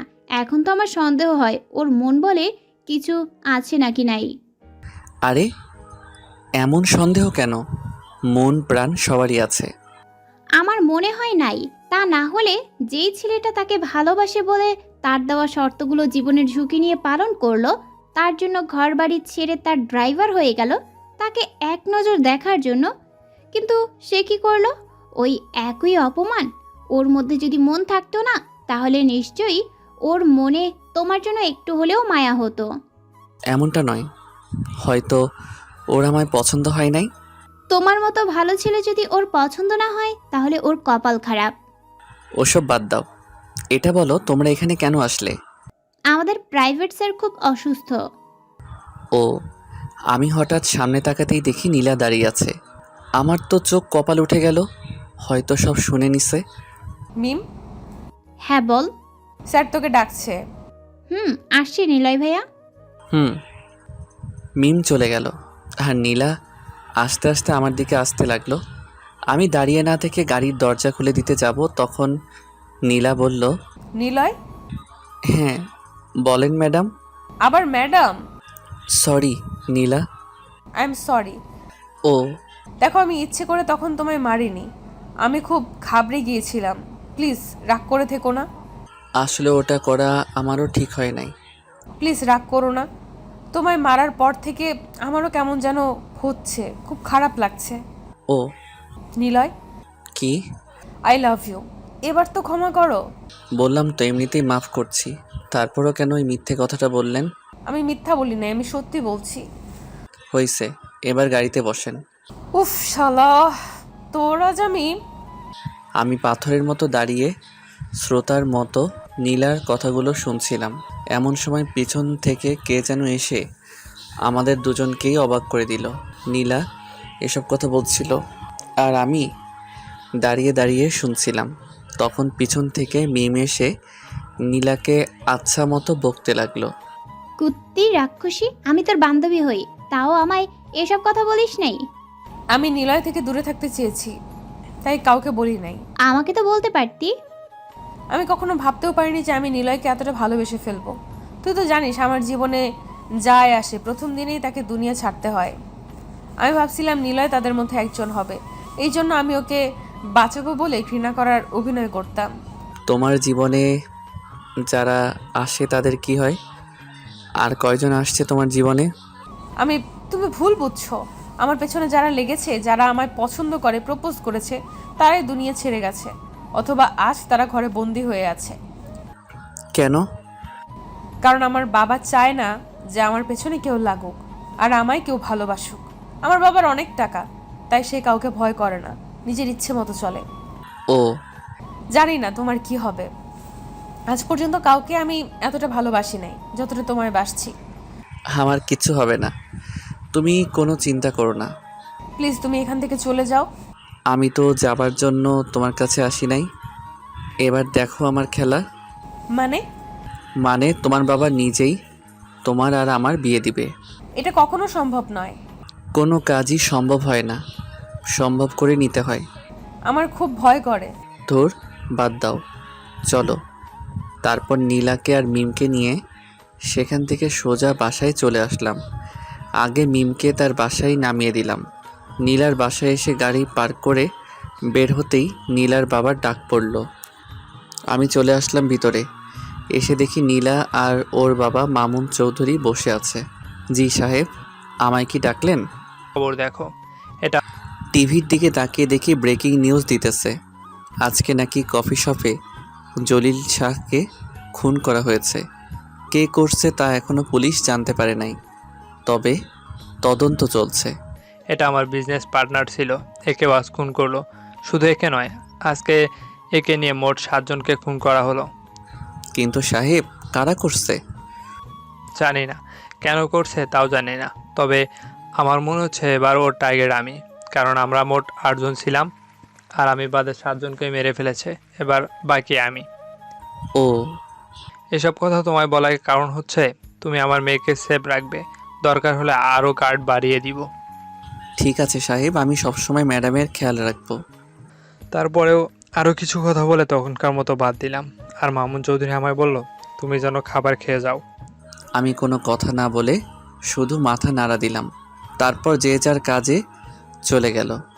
নীলা ঘরে গিয়ে পড়তে বসলো। আমি বাইরে চলে আসলাম। বাইরে এসে আবহাওয়া খেতে লাগলাম। পকেট থেকে ফোন বের করে কল দিলাম। বেশ কি সুন্দর আবহাওয়া, চারদিকে সুন্দর জায়গা, বসে থাকতে বেশ মজা পাচ্ছিলাম। ঠিক এমন সময় কে যেন আসলো আর মামুন সাহেবের নামে একটা গিফট দিয়ে চলে গেল। আমি মামুন সাহেবের কাছে গেলাম আর দেখলাম সেই গিফটটা সামনে নিয়ে বসে আছে। একটু পর খুলতে লাগলো। খুলতেই তো অবাক হয়ে গেল, সেখানে মোট 8 জনের ছবি আছে আর মামুন সাহেবের ছবিও আছে। মামুন সাহেবের ছবি বাদে বাকি 7 জনের ছবিতে লাল কালি দিয়ে ক্রস চিহ্ন দেওয়া আছে। এটা দেখে তো মামুন সাহেব শেষ। বুঝতে আর বাকি রইল না যে এবার ওর পালা। সঙ্গে সঙ্গে মামুন সাহেব উত্তেজিত হয়ে গেল আর খোঁজ নিতে বলল, এই গিফটকে দিয়ে গেল। আমি দাঁড়িয়ে শুধু দেখছিলাম, কারণ সেই গিফট পাঠানোর মালিক ছিলাম আমি। শখ লাগারই কথা। আমি যখন বাইরে যাই ঠিক তখন আমি ফোন বের করছিলাম আর আমার ঠিক করা লোককে ফোন করি। তারপর সে কথা মতো এসে গিফট দিয়ে চলে গেল। আর সেই লোকটা ছিল আশরাফ ভাইয়ের লোক, এই শহরের নাম্বার 1 গুন্ডা। এখন মামুন সাহেব সেই লোককে খুঁজতে ব্যস্ত হয়ে পড়বে, আর এদিকে আমি তার মেয়েকে আর একটু মজিয়ে দিব। মামুন বুদ্ধিমান হয়ে থাকলে গিফট দেওয়ার লোককে খুঁজে বের করবে, আর সেই লোক আশরাফের নাম বলবে, কারণ আমি ফোনে কথা বলার সময় আশরাফের পরিচয় দিয়েছিলাম। এরপর আশরাফ আর মামুনের মধ্যে শুরু হবে এক মহাযুদ্ধ। এই যুদ্ধে যে কোনো একজন মরবে আর বাকি একজনকে আমি নিজে দেখে নিব। এরপর আমার প্ল্যানের প্রথম ধাপ শুরু হয়ে গেল। মামুন সাহেব চারদিকে লোক ছড়িয়ে দিল, যে করেই হোক ওই লোকটাকে ওর চাই। আস্তে আস্তে রাত গভীর হয়ে গেল। আমি বাসায় আসার জন্য রেডি হচ্ছিলাম, তখন দেখলাম উপর থেকে নীলা ডাক দিল। আমি আশেপাশে তাকিয়ে দেখি কেউ নাই, তাই উপরে চলে আসলাম। তখন নীলা আমায় তার ঘরে নিয়ে গেল আর আমায় একটা কিস করলো। এরপর বলল বাসায় যেতে। আমি বেশি কিছু বললাম না, চলে আসলাম বাসায়। বাসায় আসার সাথে সাথেই ফোন থেকে সিম পাল্টে দিলাম। অন্য সিম তুলে মামুনকে কল দিলাম। মামুনের কথার মধ্যে ভয়ের খোঁজ পেলাম। কি খবর মিস্টার মামুন চৌধুরী? খে আমায় চিনলেন না? এত সুন্দর একটা গিফট পাঠালাম আর আমায় ভুলে গেলেন? কে তুই? আমার কাছে কি চাস? তোর জীবনে তুই অনেক পাপ করছিস, এবার তোর পাপের বিনাশ হবে। এই কে তুই? আরে এত উত্তেজিত হলে চলে নাকি? কি চাস তুই বল। আমার চাওয়ার কথা তুই বাদ দে, আগে নিজের জীবন বাঁচা। একবার তুই আমার সামনে এসে দেখ, তোকে কেটে টুকরো টুকরো করে রাখবো। আসবো, সময় হলেই আসবো। এত তাড়া কিসের? কিছুদিন একটু তরিয়ে নে। Good bye. এই কথা বলেই ফোন কেটে দিলাম আর ফোন থেকে সিম খুলে পুকুরে ফেলে দিলাম আর আমার নিজের সিম তুললাম। তারপর শুয়ে পড়লাম। সকালে উঠে চলে গেলাম নীলার বাসায়। কলেজের সময় হতেই নীলাকে নিয়ে কলেজে যাওয়ার জন্য দাঁড়িয়ে আছি। ঠিক এমন সময় দেখি আমার চারপাশে অনেকগুলো গাড়ি এসে থেমে গেল। আমি তো কিছুটা ঘাবড়ে গেলাম। হঠাৎ এত গাড়ি আমার সামনে। আশেপাশে তাকাতেই দেখি মামুন হাসতে হাসতে এদিকে এগিয়ে আসছে। আমি ঠিক বুঝলাম না কি হচ্ছে। তাহলে কি আমায় চিনে ফেললো? আশেপাশে তাকাতেই দেখি মামুন হাসতে হাসতে এদিকে এগিয়ে আসছে। আমি ঠিক বুঝলাম না কি হচ্ছে। তাহলে কি আমায় চিনে ফেললো? মামুন হাসতে হাসতে আমার কাছে আসলো। আমি কিছু না বলে দাঁড়িয়েই থাকলাম। তখন মামুন সাহেব বলল, কোথা থেকে এক ছোকরা এসেছে আমায় শেষ করতে? ওর সাহস কি করে হয়? আমি মনে মনে শান্তি পেলাম। যাক, বুঝতে পারে নাই। যাও, এসব গাড়া তোমরা সাথে করে নিয়ে যাও। এবার দেখি কি করে আমার আশেপাশে আসতে পারে। হ্যাঁ স্যার, খুব ভালো কাজ করছেন। হুম। তারপর এতগুলো গার্ড সহকারে নীলাকে নিয়ে রওনা হলাম। রাস্তায় আমি আর নীলা গল্প করতেছি। নো টেনশন, কারণ টেনশন তো আমিই দেই। কিছুক্ষণের মধ্যে কলেজে চলে আসলাম আর নীলাকে নামিয়ে দিয়ে গাড়ি পার্কিং করলাম। তারপর আমি কলেজ থেকে একটু দূরে চলে গেলাম। সেখানে গিয়ে মামুন সাহেবের কাছে ফোন দিলাম। কি মনে করছি গার্ড বাড়িয়ে দিলে আমার হাত থেকে তোর মেয়েকে বাঁচাতে পারবি? ভুল, তোর গার্ড আমায় ছুঁতেও পারবে না। দেখো, আমার মেয়ের কিছু করবি না। তুই যা চাস আমি তোকে সব দিব। আমার চাওয়া তো আমি নিব, কিন্তু এখন তোর মেয়েকে কে বাঁচাবে? ফোন কেটে দিলাম। আর তারপর মামুনের কাম ডাউন শুরু হয়ে গেল। কারো দুর্বলতায় আঘাত করলে যে কেমন লাগে সেটা মামুনকে আমি হাড়ে হাড়ে টের দিতে চাই। সেজন্য আমি নীলাকে ক্লাস থেকে নিয়ে বেরিয়ে গেলাম। নীলা আমায় কোনো প্রশ্ন করলো না, আমিও কিছু বললাম না। তাকে নিয়ে কিছু দূর একটা হোটেলে আসলাম। সেখানে বসে চা পানি খেতে খেতে কিছু গল্প করলাম। এদিকে মামুন তার লোকদের কাছে ফোন করে আর জানতে পারে নীলা ক্লাসে নাই। তখন তার জীবন হাতে চলে আসে। কি করবে ভেবে পাচ্ছিল না। চারদিকে লোক ছড়িয়ে দিল। কিছুক্ষণ পর আমি আর নীলা হোটেল থেকে বেরিয়ে বাসার দিকে রওনা হলাম। আর অল্প টাইমের মধ্যে নীলার বাসায় এসে পৌঁছালাম। নীলাকে দেখেই তো মামুন জানে প্রাণ ফিরে পেল। আমি গাড়ি পার্ক করে ভিতরে গেলাম। সবাই আমার দিকে হাঁ করে তাকিয়ে আছে। সবাই আমার দিকে এমন করে তাকিয়ে, কি দেখছো? আমি ওকে কিডন্যাপ করছি নাকি? আমি তোকে কিডন্যাপারের হাত থেকে নিয়ে আসলাম। কে ছিল? কোন বাপের বেটা ছিল? কার এত বড় সাহস যে আমার মেয়েকে কিডন্যাপ করে? আমায় তো কিছু বলে নাই। আপনায় নাকি সব ফোনে বলছে। আরেকটা কথা বলল, এবার নাকি শেষ চান্স। একবার বলো সে কে? তাকে আমি কেটে টুকরো টুকরো করে ফেলবো। আমি কেমনে বলবো? আমি তো তাকে দেখি নাই। কয়েকটা লোক নীলাকে ধরে গাড়িতে করে নিয়ে যাচ্ছিল। আমি গাড়ি থামিয়ে মারপিট করে ওকে নিয়ে আসলাম। সে লোকের নাম কি? কি যেন ভাই বলল। আশরাফ ভাই? হ্যাঁ হ্যাঁ, এরকমই। আশরাফ, আমি তোকে ছাড়বো না। তারা খুব ভয়ানক ছিল। আমার কথা শুনে তো মামুন রেগে বাগুন ফুলে গেছে। আমার কাজ শেষ। এবার যা করার সব মামুন চৌধুরী করবে। আমি গাড়ির চাবি জমা রেখে বাসায় যাব বলে চলে আসলাম। মামুন এখন আশরাফকে নিয়ে ব্যস্ত, তাই কিছু বলল না। আমি চলে আসলাম। হোস্টেলে এসে জামা কাপড় চেঞ্জ করে গোসল করতে গেলাম। গোসল করে এসে শুয়ে পড়লাম। তখন নীলার ফোন আসলো। হ্যালো, কে বলছেন? আমার জামাইটা কি করছে? ও নীলা, আমি শুয়ে আছি। তুমি কি করছো? আমি আমার জামাইকে খুব মিস করতেছি। ও, তাহলে কাছে ডাকো। আসে না তো। মন থেকে ডাকলে সব সম্ভব। আমি তো মন থেকে সব সময় তোমায় চাই। ভালো। তা খাইছো? না, জামাইকে ছাড়া খেতে মন চায় না। পাগলামি না করে খেয়ে নাও। তুমি খাইছো? হুম। মিথ্যা কেন বললা? তুমি এখনো খাওনি। তুমি কেমনে বুঝলা? তোমার কথাতেই বোঝা যাচ্ছে। আচ্ছা খেয়ে নাও, আমিও খাচ্ছি। আর বিকেলে চলে এসো, প্রাইভেট আছে। এই কথা বলে ফোন কেটে দিলাম। তারপর উঠে গিয়ে খেয়ে আসলাম। এসে একটা ঘুম দিলাম। এক ঘুমে বিকেলে উঠে নীলার বাসায় চলে গেলাম আর গাড়ি বের করে দাঁড়িয়ে রইলাম। কিছুক্ষণ পর নীলা এসে বসলো। আমি গাড়ি স্টার্ট দিয়ে রওনা হলাম। তখন নীলা বলল, তুমি ভেতরে যাও নাই কেন? এমনিতেই। আমি তোমার আশায় দাঁড়িয়ে আছি। ও। তারপর কথা বলতে বলতে নীলার প্রাইভেটে চলে আসলাম। আমি নীলাকে নামিয়ে দিয়ে গাড়ি নিয়ে বের হলাম, কারণ এখন আমার সাথে কোনো গার্ড আসে নাই।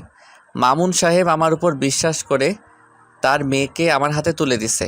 সে তো আর জানে না তার সেই জম। আমি গাড়ি নিয়ে বের হলাম আর জানতে পারলাম মামুন সাহেব আশরাফের নামে কেস করছে। এটা শুনে তো আমি শেষ। আমি ভাবলাম কি আর হলো কি, খবর নিয়ে জানলাম মামুন নাকি এবার ইলেকশনে দাঁড়াবে। তাই কোনো রকম অন্যায় সে করবে না। এটা শুনে আমি আমার প্ল্যান বদলিয়ে দিলাম। তারপর সন্ধ্যা হওয়ার পর নীলাকে নিয়ে তার বাসায় নামিয়ে দিলাম। নীলা তো আমায় যেতেই দিবে না। আমি অনেক বাহানা করে চলে আসলাম। বাসায় এসে সময়ের অপেক্ষা করতে লাগলাম। নীলার বাসা থেকে আসার সময় কাউকে না জানিয়ে মামুন সাহেবের একটা শার্ট নিয়ে চলে আসলাম। আর সময় হতেই সেই শার্ট পরে আশরাফকে হামলা করলাম। জায়গা মতো আশরাফকে খতম করলাম। আর তখন আমি ইচ্ছে করেই শার্টে রক্ত ভরাই আর শার্টের এক টুকরো ছিঁড়ে আশরাফের হাতে লাগিয়ে দেই। এরপর আমি কিছু দূর আসার পর শার্ট খুলে ডাস্টবিনে ফেলে বাসায় চলে আসি। বাসায় এসে আরামের ঘুম দিলাম। সকালে উঠে ফ্রেশ হয়ে নিলাম। তারপর জানতে পারলাম মামুনকে পুলিশ অ্যারেস্ট করছে। আমি জেনে কোনো অবাক হলাম না, বরং খুশি হলাম। এরপর রেডি হয়ে চলে আসলাম নীলার বাসায়। নীলার বাসায় এসে দেখি একদম ফাঁকা, কেউ আছে বলে মনে হয় না। আমি ভিতরে গেলাম, দেখলাম মামুনের সব লোকেরা মাথায় হাত দিয়ে বসে আছে। আমিও মন খারাপের অভিনয় করলাম। তারপর নীলা এসে বলল সে নাকি কলেজে যাবে। আমিও আর কিছু বললাম না, আমার তো চাকরি এটা। রাস্তায় এসে আমি বললাম তোনার বাবা অ্যারেস্ট হয়েছে, তোমার কি কষ্ট হচ্ছে না? না, কারণ আমি 1000বার বাবাকে নিষেধ করেছি এসব গুন্ডামি করো না, মারপিট আমার একদম পছন্দ না। আমার কথা শোনেই না, তাই অ্যারেস্ট হয়েছে তো ভালোই হয়েছে। ও, মারপিট থেকে দূরে থাকবো বলে তোমার মতো সাধারণ ছেলেকে আমি ভালোবাসছি, আর এখন তোমার কাছেই আমি থাকবো। কি বলবো বুঝতে পারছি না। সে তো আর জানে না এসব আমি করাচ্ছি, আমি মেইন ভিলেন। তোমায় নিয়ে আমি অনেক দূরে হারিয়ে যেতে চাই, যেখানে গেলে শুধু শান্তি। এবার মারপিট খুনাখুনি আর হবে না। আমি আর কিছু বললাম না, কি বলবো ভেবেই তো পাচ্ছি না। যখন নীলা সবটা জানতে পারবে জানি না কি যে হবে। কিছুক্ষণের মধ্যে নীলার কলেজে চলে আসলাম। নীলা নেমে আমায় বিদায় দিয়ে চলে গেল। আমি গাড়ি পার্ক করলাম না, আর আমার একটা কাজ ছিল সেটা করতে গেলাম। কাজটা শেষ করতে করতে দুপুর হয়ে গেল। নীলার কাছে চলে আসলাম আর নীলাকে নিয়ে রওনা হলাম। গাড়ি চালাচ্ছি আর ভাবছি নীলাকে সবটা বলে দিব। কিছু দূর যাওয়ার পর একটা ফাঁকা জায়গা দেখে গাড়ি দাঁড় করালাম আর আমি নেমে নীলাকে নামিয়ে দিলাম। এখানে কেন? নীলা, আজ তোমায় আমি কিছু কথা বলতে চাই। হ্যাঁ বলো। যেটা শোনার পর হয়তো তোমার মনে আমার জন্য কোনো ভালোবাসা নাও থাকতে পারে। কি বলছো এসব? কি এমন কথা? হ্যাঁ, আমি কথাটা বলতে যাব ঠিক এমন সময় ওখানে চারদিকে অনেকগুলো গাড়ি আসলো। নীলা আমার হাত শক্ত করে ধরলো। গাড়ি থেকে নেমে আসলো মামুন চৌধুরী। আমি তো অবাক, এ কেমনে এখানে? মামুন চৌধুরী মুচকি আসছে। বাহ বাহ, খুব সুন্দর খেলছিস। বাবা তুমি এখানে? মা চলে আয়। না বাবা, আমি নিলয়কে ভালোবাসি। আরে এসব ভালোবাসা কিচ্ছু না, সব অভিনয়। ও তোকে শুধু ব্যবহার করেছে আর কিচ্ছু না। ও ভালো করেই জানতো আমার কাছে পৌঁছানো খুব টাফ ব্যাপার, তাই তোকে ওর প্রেমের জালে ফেলে আমার কাছে পৌঁছেছে। নিলয়, বাবা এসব কি বলছে? তুমি কিছু বলছো না কেন? আরে কি বলবে, এটাই সত্যি। চলে আয় না মা। নিলয় কিছু বলো। তোমার বাবা যা বলছে তা সব সত্যি, কিন্তু ব্যাস থামো, আর বলতে হবে না। নীলার চোখে পানি টলটল করছে। আমার হাত ছেড়ে দিল। আমার দিকে করুণ দৃষ্টিতে তাকিয়ে আছে। কি করব বুঝতে পারছি না। অনেক খেলেছিস, এবার তোর শেষ খেলা। আমার খেলা শুরু। চল বলে দে তুই কে। খেলা এত সহজে তো শেষ হবে না। খেলার আসল সিন তো বাকি আছে। হা হা হা হা, চারিদিকে আমার লোক, এক ধাপ লড়লেই তুই সোজাও পড়ে। সিংহ একাই শিকার করে, তাতে যতটাই শিকারই হোক না কেন। ধরা পড়ার পর সবাই এমন করে, কি ভেবেছিলি আমার বন্ধুদের মারলেই আমি ভয় পেয়ে যাব? ভয় তো তুই আগে থেকেই পেয়ে আছিস, এখন আর একটু ভয় দেখাই নে। এবার ফোনটা বের করে তোর অফিসে কল দে। কি বলছিস? আরে দে না। মামুন অফিসে ফোন দিল আর জানতে পারলো তার অফিসে নাকি পুলিশ ঢুকেছে আর সব কাজ বন্ধ করে দিয়েছে। একে একে তার সব কোম্পানিতে ফোন দেওয়ার পর সে জানতে পারলো সব কোম্পানি নাকি বন্ধ, পুলিশে সিল মেরে গেছে। মামুন রাগে মোবাইল ফুঁকে মারল। এই তো রেখে ধর। মামুনের লোকেরা আমায় ধরতে আসার আগেই আমি নীলার হাত ধরে টেনে সামনে এনে তার গলায় ছুরি ধরলাম। এটা দেখে নীলা তো সেই অবাক, তার চোখ থেকে ঠপাস করে পানি পড়ে গেল। বুঝলাম নীলার কষ্টে বুকটা ফেটে যাচ্ছে। এই নীলার কিছু করিস। মিস্টার মামুন চৌধুরী, খেলা তোর শেষ। অনেক পাপ করছিস, এবার তার শাস্তি ভোগ কর। আমার মেয়েকে ছেড়ে দে। তোর মেয়েই তো আমার একমাত্র অস্ত্র। তুই কে আর কি চাস? শাকিল খান। কি? হ্যাঁ, যে খানের কথা তোর মনে ঝড় তুলছে সেই ফরহাদ খানের ছেলে আমি, শাকিল খান। এটা কিভাবে সম্ভব? রাখে আল্লাহ মারে কে, আর এবার তোকে আমি মারবো, দেখি রাখে কে। চলি। কথা বলে নীলার গলায় ওভাবে চাকু ধরে ওকে নিয়ে গাড়িতে উঠলাম। এক হাতে নীলার কাছে চাকু ধরে অন্য হাতে গাড়ি চালাতে লাগলাম। কিছু দূর আসার পর চাকু সরিয়ে নিলাম।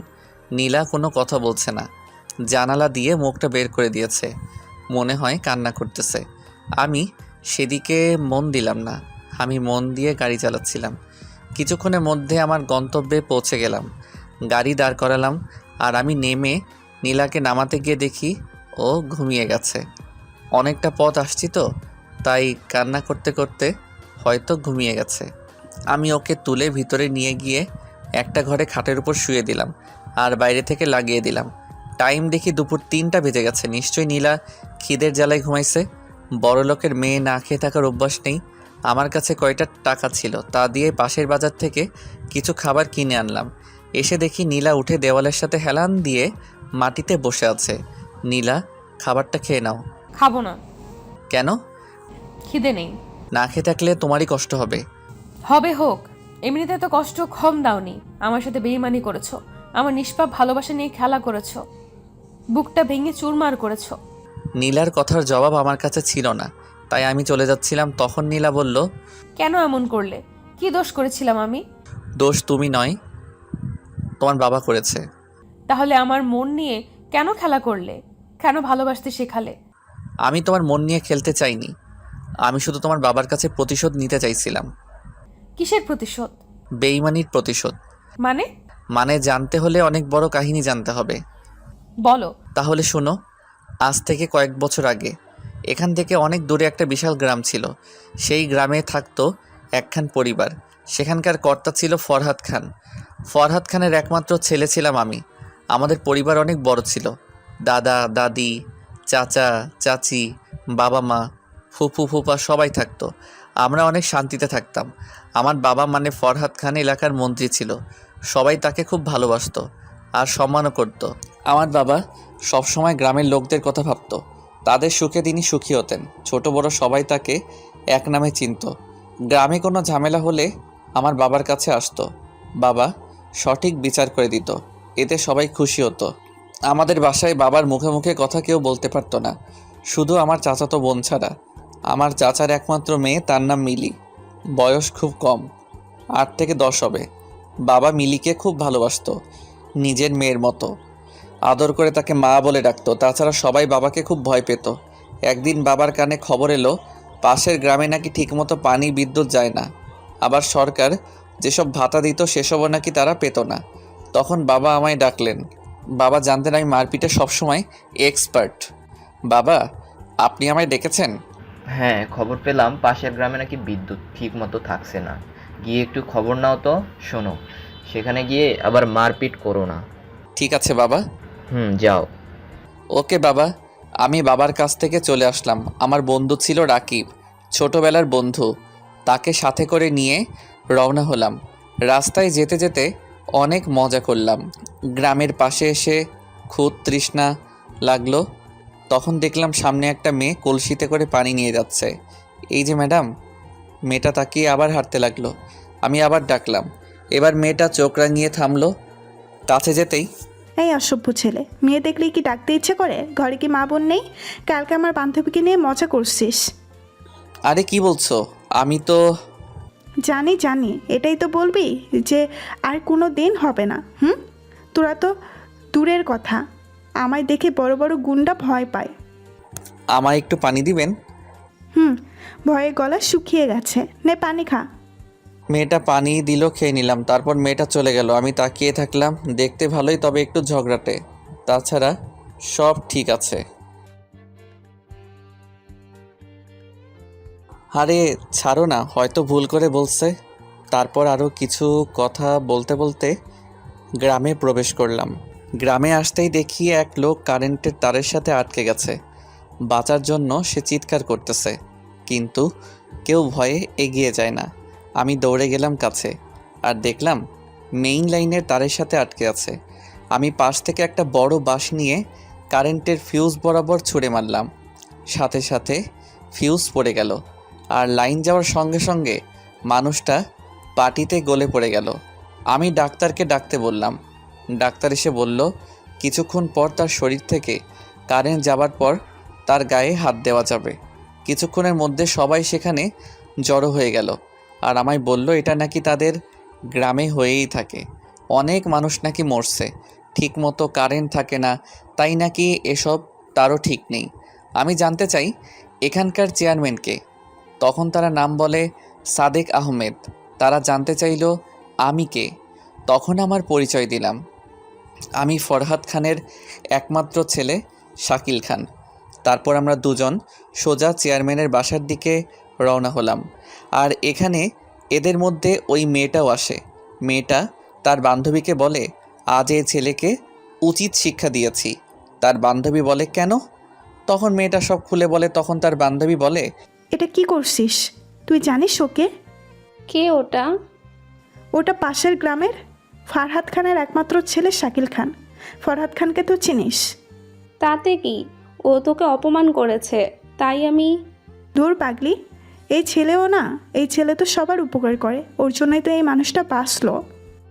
এই রে, আমি কি করছি এটা? ওকে ধরে সরি বলিস, নয়তো দেখিস কি হয়।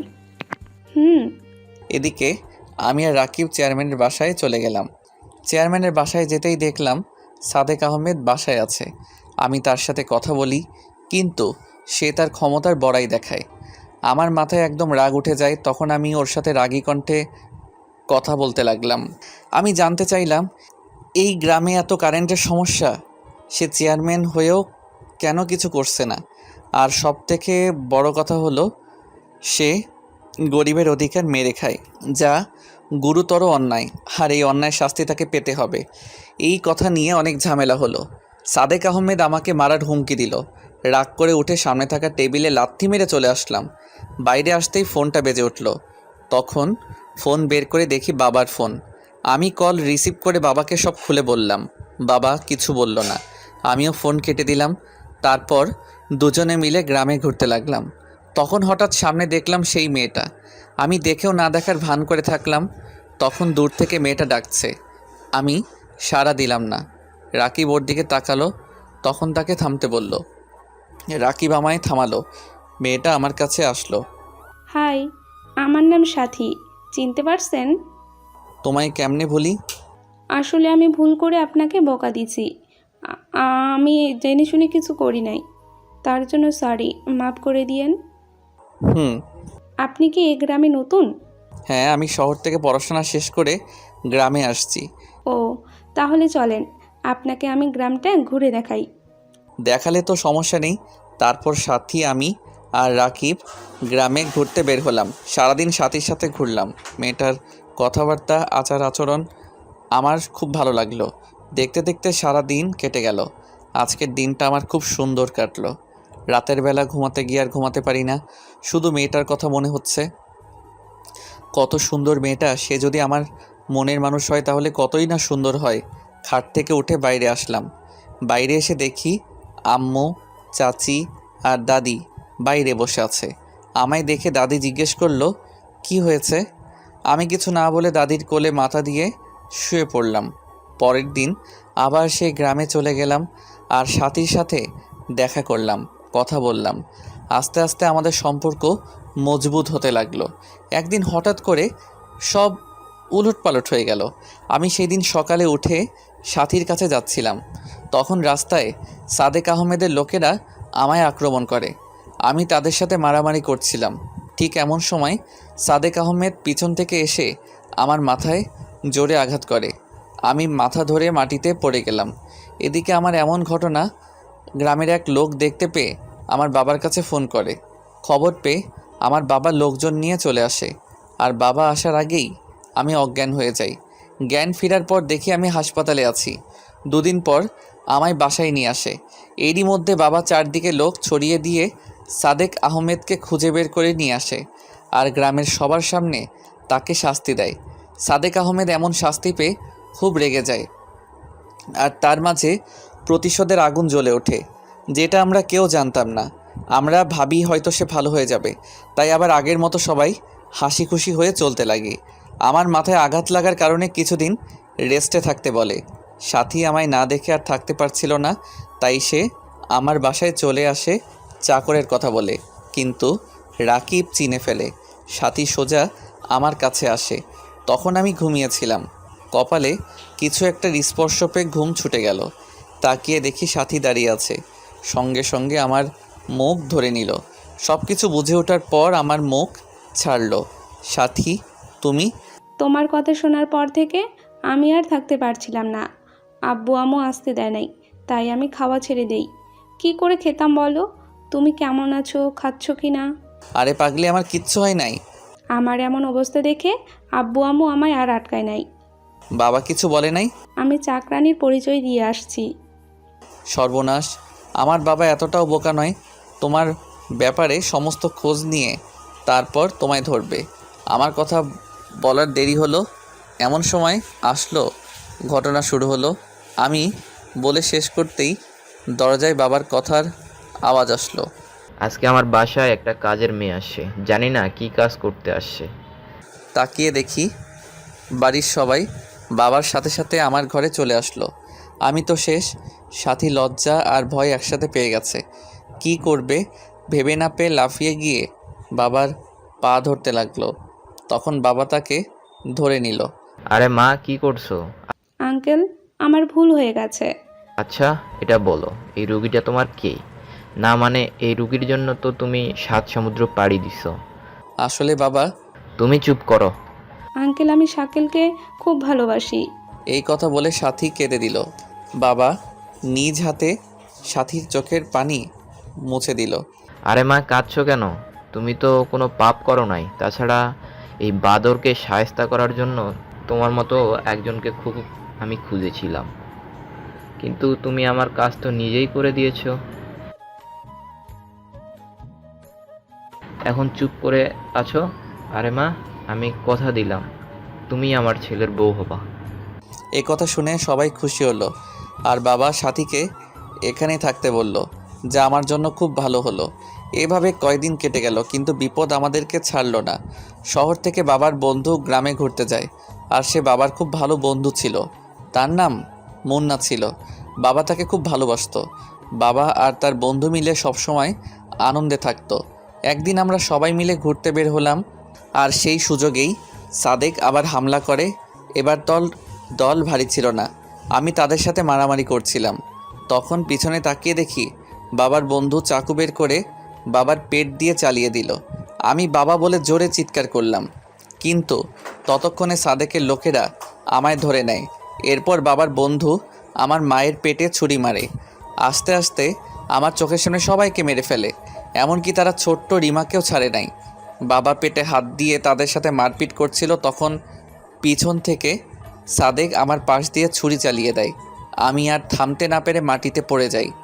ওরা যখন আমার বাবা মাকে মারতেছিল, তখন সাথী মাটিতে গড়তে গড়তে এসে আমায় ডাকে, কিন্তু আমার জ্ঞান তখন ফিরে না।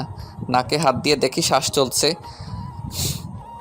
তাই তার ওড়না দিয়ে আমার ক্ষত জায়গায় বেঁধে দিয়ে পাশে নদীতে নৌকায় করে ভাসিয়ে দেয়।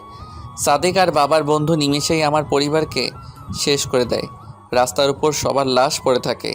লোকজন জানাজানি হওয়ার পর সবাই মিলে আমার পরিবারকে মাটি দেয়, আর সেদিন থেকে সেই গ্রামটা কবরস্থান হয়ে যায়। সাদেক রাজ করতে লাগে। যাই তার বিরুদ্ধে কথা বলে তাকেই সে মেরে ফেলে। এদিকে বাবার বন্ধু মুন্না বাবার সমস্ত সম্পত্তির সকল দলিল বের করে, আর সেগুলো শহরে এসে বিক্রি করে। সে বিশাল সম্পত্তির মালিক হয়ে যায়।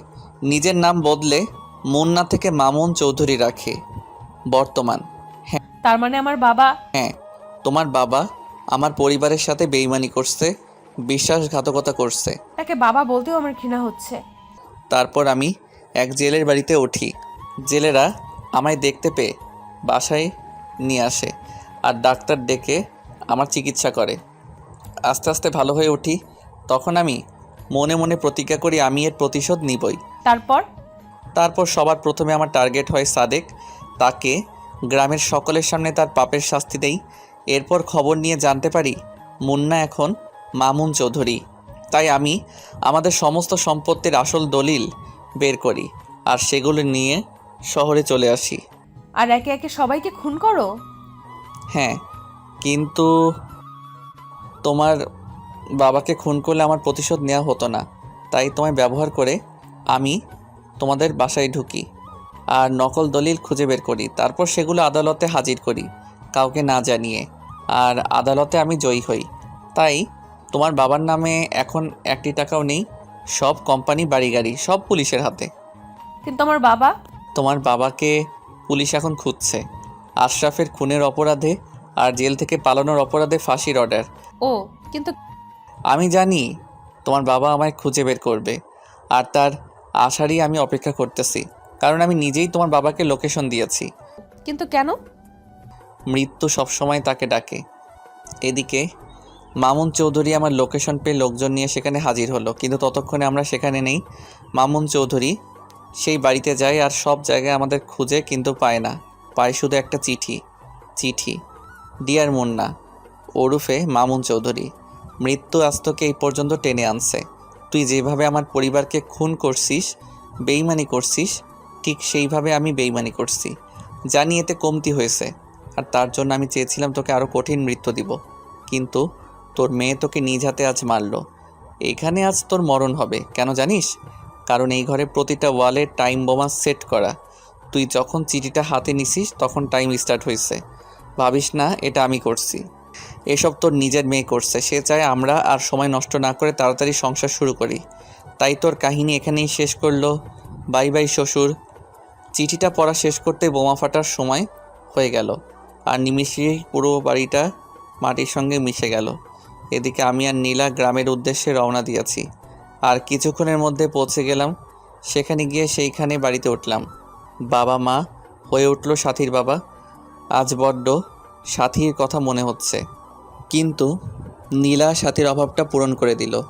2 গ্রামে আবার শান্তি ফিরে এলো। সাথীর বাবা মা আমাদের বাবা মা হয়ে আমাদের সাথেই থাকে। আমাদের সমস্ত সম্পত্তিতে আবার ফসল চাষ করা শুরু হলো। চারদিকে খুশির বন্যা বয়ে যেতে লাগলো। আজ বাবা মা থাকলে কতই না খুশি হতো। তাতে কি হয়েছে, নতুন বাবা মা তো আছে। প্রথম দিন আমরা আর 2 গ্রামের সমস্ত লোকেরা মিলে অনুষ্ঠান করলাম আর অনেক মজাও করলাম। এরই সাথে আপনাদের কাছ থেকে বিদায় নিলাম। সমাপ্ত। ধন্যবাদ সবাইকে।